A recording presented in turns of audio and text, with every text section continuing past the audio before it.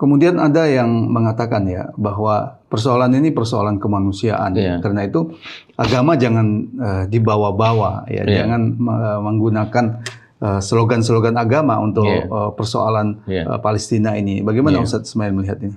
Iya, ini seruan yang aneh.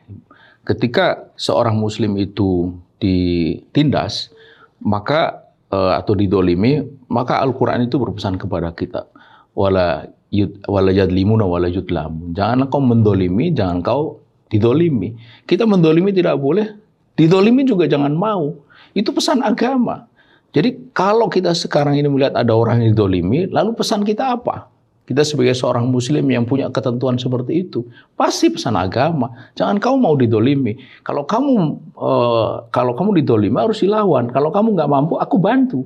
Dengan apa? Dengan semangat agama. Dan itu pula yang dulu kita miliki saat Belanda itu hendak menjajah kembali atau menduduki kembali Indonesia, membonceng nikah setelah kemerdekaan tahun 1945.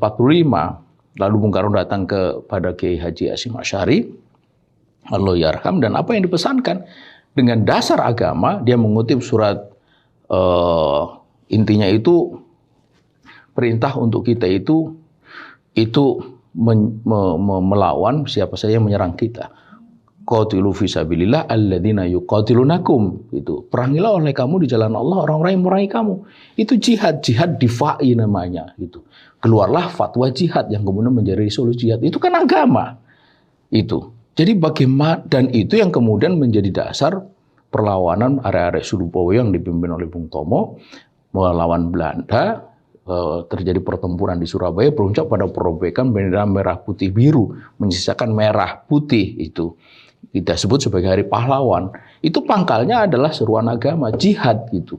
Aneh kalau sekarang ini kita menyerukan sesuatu yang kita sebenarnya punya akar terhadap ketentuan-ketentuan agama. Dan bahkan ketentuan agama itulah yang membuat kita itu dulu berani melawan penjajah Belanda. Nah, ada apa itu Ustadz Ismail? Kenapa ada seruan yang membatasi ini perseruan kemanusiaan dan jauhkan dari agama? Ada apa di balik seruan itu sebenarnya? Jelas kita bisa melihat ini pengaruh sekularisme yang luar biasa.